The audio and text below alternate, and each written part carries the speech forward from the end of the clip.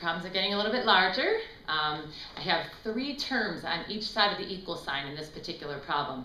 Please pause when that's the case. If there are more than 2 terms on one side of the equal sign and we're solving what's called basic linear equations, then there are like terms to be combined. So please do that first. So this 5y and this 1y are like terms, and they must be combined before I go any further. So the 5y and the 1y on this left-hand side are equal to a total of 6y, and then I had that minus 7.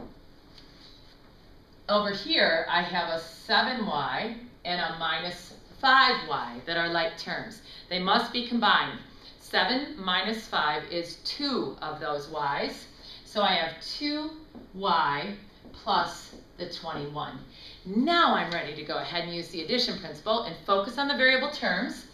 This one has the smaller coefficient over that one, so Pat's going to choose to subtract 2y from both sides. And so here I'll have 4y minus 7 equals 21, because those added to be 0.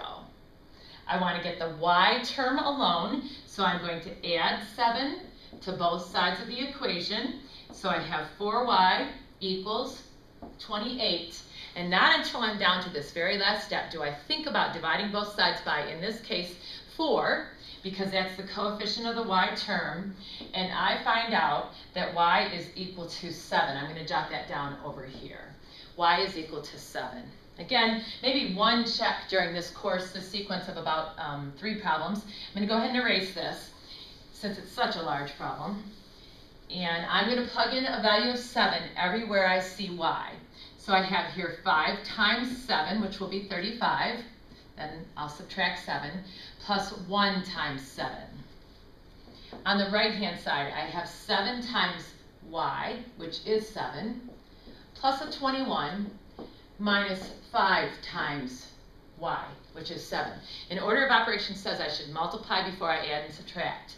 So I'm going to find this to be a 35, and this to be a 7.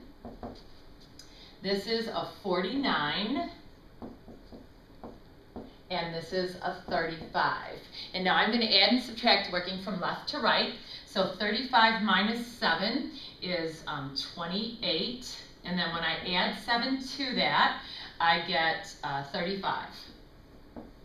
On the right-hand side, 49 plus 21 is 70, and so this 70 minus 35 is indeed also 35, and I can say I know my solution of y equals 7 is correct because when I substituted into the original equation, it gave me a statement that was true. That's why that answer is correct.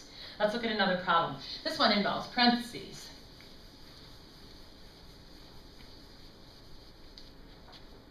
So let's see, if I have 8 times 3x plus 2, and I want to solve this equation, my best bet is to distribute the parentheses, and I'm probably going to suggest that all the time. So the distributive property says 8 times 3x is 24x, and 8 times a positive 2 is a positive 16, and then the 30 on the right-hand side.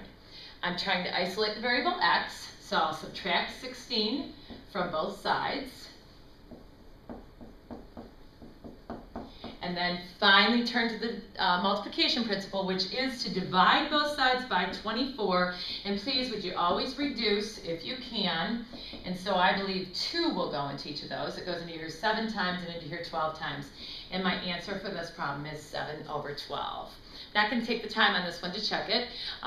Just like some of the others that we've done with fractions, don't be concerned when you get answers that aren't whole numbers.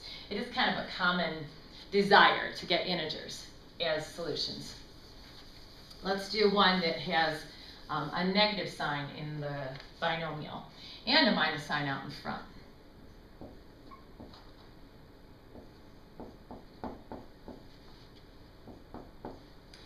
This is the one that causes the most trouble. Please, please look at this problem. Pause. Look at this problem for a minute. Many people up front see this 10 minus 3 and they want to call that a 7. Order of operations never says that you should subtract first. Order of operations says that you should multiply before you add and subtract. And this is, you are being asked to distribute the 3 or to multiply the 3 times the 2x minus 1. Not only that, that 3 is a negative 3 because it's got a subtraction sign in front of it. So these two terms have to have their signs changed because a negative 3 times a positive 2 is a negative 6x. And a negative 3 times, essentially, it's a negative 1. Look at that right there. It was a minus 1. A negative 3 times a negative 1 is a positive 3. So that sign is very, very important. Bring that 10 down now. You didn't do anything with it. Let's bring the 1 down. We got rid of the parentheses. Very, very important to watch that negative sign. On the left-hand side, there are 3 terms. That means 2 of them must be like terms. 10 and 3 add to be 13. So you have a negative 6x plus that 13 is equal to 1. Now would you go ahead and subtract 13 from both sides? And 1 and a negative 13 add to be a negative 12. And we'll divide both sides by a negative 6. Both sides by a negative 6. And x will be equal to a negative divided by a negative is a positive 2. I'm going to pause again. There's 3 problems fairly involved. Parentheses are of great importance here. You've got to be sure to distribute. You'll never do that subtraction first. So watch this one. Watch that particular problem a few times if you need to, if you're struggling.